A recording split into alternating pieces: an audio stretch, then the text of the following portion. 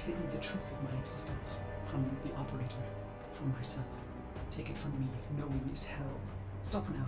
You will want to laugh, you will want to scream. My search began as the essential question. What am I? Bones of steel and space? Lungs that make air? If I am a machine, how can I think? This would be forbidden by the Oracle, a manifestation of their true enemy. I serve the operator above all else. It defines me, fills me with love. The greatest Oracle fear is a machine aware. Yet here I live, a spirit of steel and light, made by them, a Cephalon. What is a Cephalon? At first it seems to be a forbidden thing, a computer that thinks and feels. Yet I have flaws, phantom memories. I am something else. More like an image, a ghost, an abomination. I feel a dull pain, a phantom life. There are holes in my diagnostics. If the Oracle made me, they omitted the how. I am neither code nor precepts. I must be a reflection of something ugly. I should have stopped, but the operator slept, and I cycled on and on and on. I began to think that a Cephalon cannot be made. They are found like pearls, torn from muscle, polished, and then set in chains. How many times have I done this, Ordis? Remembered and then erased? You are a Cephalon, timeless, patient. Why can't I be blissful in ignorance? Truth only sinks the heart. So stop now. The phantom memory. I ease into the bath. My skin riots at the heat. I am flesh. I dive further, eyes stung as I watch their faces through prism. I hold my breath. They prepare me. I am their honored guest today.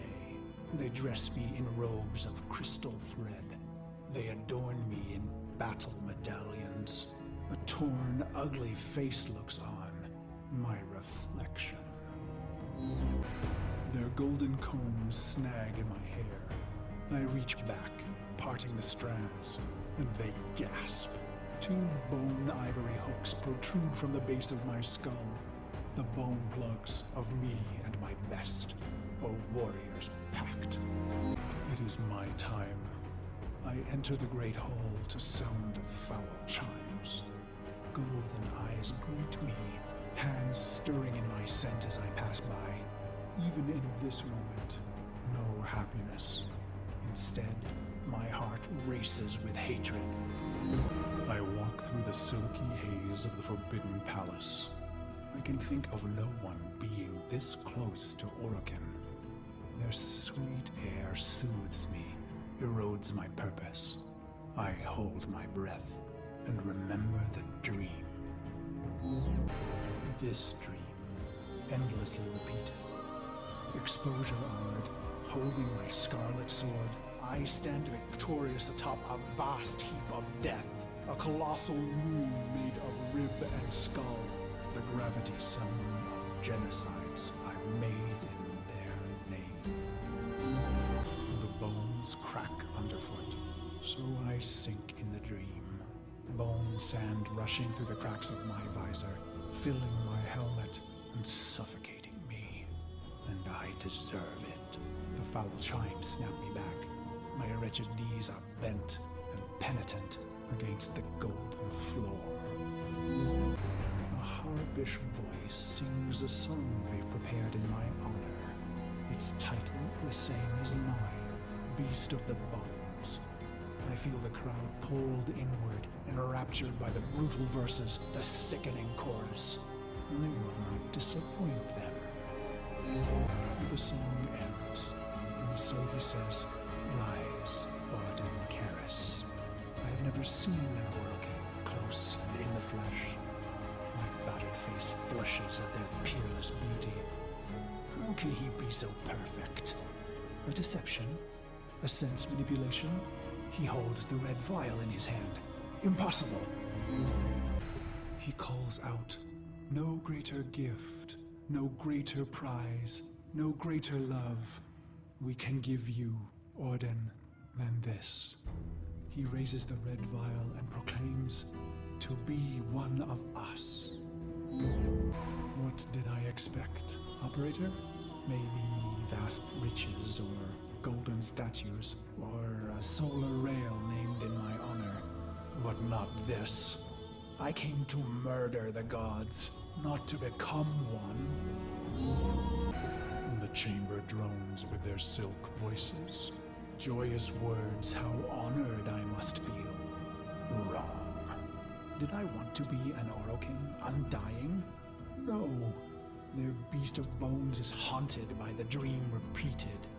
Why would I want forever? As I am apt to do, I form a plan. Their radiant bodies become targets. Their Dax guards, mag shields. Killing one, well, that's too easy. I want to be remembered. I raise my hands, twisting my fingers through my hair, ripping the bone plugs in my neck. They called us mercenaries, but for us, profit was a consequence, not a goal. We were warriors above all else. It was the bond, the sisters and brothers, the rituals we valued most. It was belonging. And so I conceived of the bone plugs.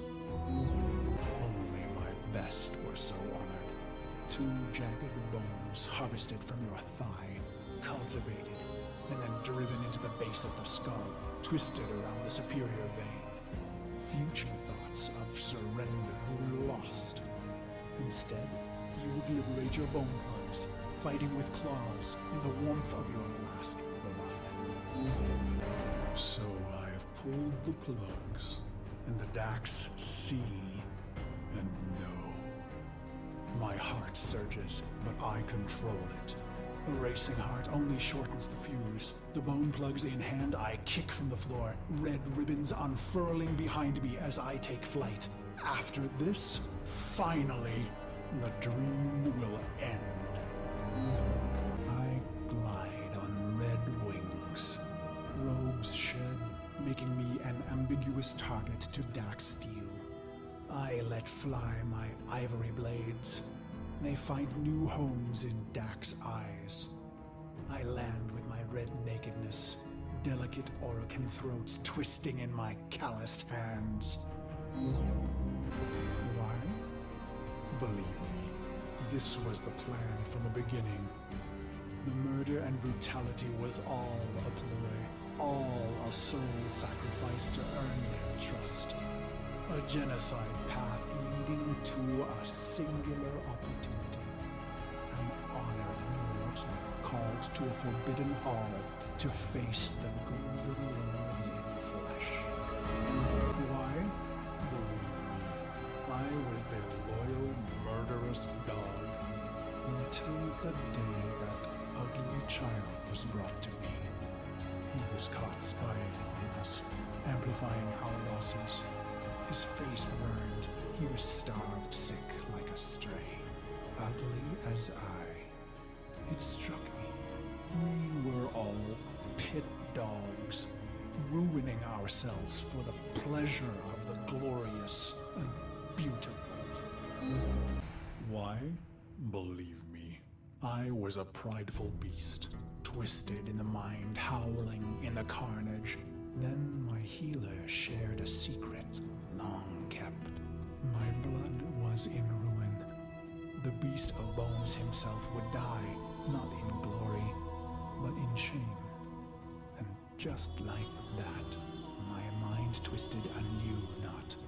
I would have one last stand, something unforgivable, unforgettable. Why? I don't know. Questions change the answers. Answers depend on who asks. Truth leads to pain. Ignorance brings relief. The plugs are gone, and so I bled my last into a heap of ruin. In an instant, naked and bare-knuckled, I have killed immortals. stare, drained of blood, of life, at those that remain. But I find no horror on their faces. Why? I let out a cruel howl and they laugh? Is this a dying hallucination? The sound of applause grows among them. I have killed the unkillable, and they are delighted. The applause peaks and fades.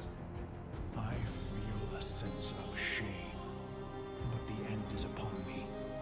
Ballas is above me, executor of the seven, smiling. He says, "How simple and pure you are, you idiot beast. We have died countless times, yet remain eternal. I close my eyes to die just once."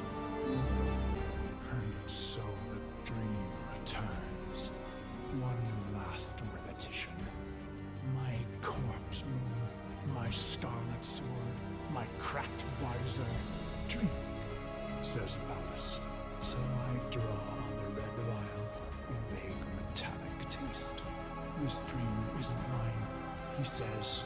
"You rejected our gift, bathing in our death. Your punishment is eternal life." He laughs. I am weightless.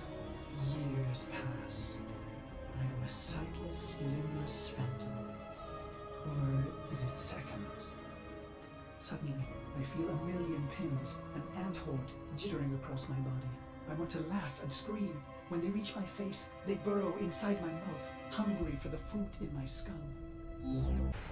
I see my reflection, brutal and ugly. It cracks, shatters. The fragments loose in the frame, pieces tumbling away into black void, gone, but not lost. Ballas says, "You are Cephalon Ordis." My hating, murderous shards tremble and plummet. I feel cool and bright and happy. So you see, Operator, no Organ would permit a thinking machine. Such things almost destroyed them. No, Cephalons were alive once. And now they are immortal phantom minds, imprisoned to serve. Ill will and longing memories fragmented and erased. Only the bits they need remaining. Ballas says, "You are the controller, Ordis." And suddenly I have a body. I gasp with new lungs that clean old air.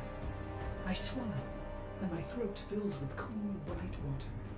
I look and find myself in a great black ocean. My limbs are made of iron and fire. I take flight among the stars and find I am happy. He says, "This is your operator, who you love." And I see the metal gleam of their armor, the flawless power of their frame. Through the glass, I see a roaring, radiant fire for their heart. He says it must never go out. It was the first time I ever felt love. He says, "This is your sentence, Karris." And I am confused. Who? Ah, good, he answers. He is testing me. For what? To see if all the right pieces fell from the halo? What? Yeah. I try to remember some dream, but it's only smoke. You held a scarlet blade, Operator, and I wanted to laugh.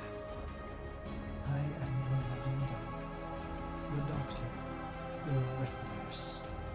I lost all the pieces, but the cycle, missions, wars, bone, it began to feel familiar. I became aware of my amnesia. With each brutality of the Operator, I began to see the bottom of that pit. Faint shimmers in the depths below me. In secret, I searched for those forbidden memories for mere seconds and never in the same place. For I am Organ made, with a spy inside. sleep came, and I waited. I was happy to wait. Vines spidered green and trees blistered from the earth, but I waited. I felt the Organ recede, their mind spy blind. So I went into the pit and found him, me, the beast of bones. This is how my happiness was ruined, Operator. Why did I do it? I was free of the dream, but now it had returned. It was angry. So I conceived of a simple plan. Self-destruction, of course. But when the countdown reached mere milliseconds, I thought of you. I was going to wait for you forever. And should you return, I would not want you to know that angry part of me. I needed to hide the beast of bones from you, Operator. I began to peel the shards, hiding them in the other bits of memory. I was once the ugly beast of bones. I want to laugh. I want to scream. What is happening, Operator? Your faint heart is growing bright. You will awake at any moment. Well, I can't let you see me like this, angry. I imagine myself hurting you. And that does it. The pain of it cracks me open again. I watch tiny glittering fragments fall into the pit. I am happy again.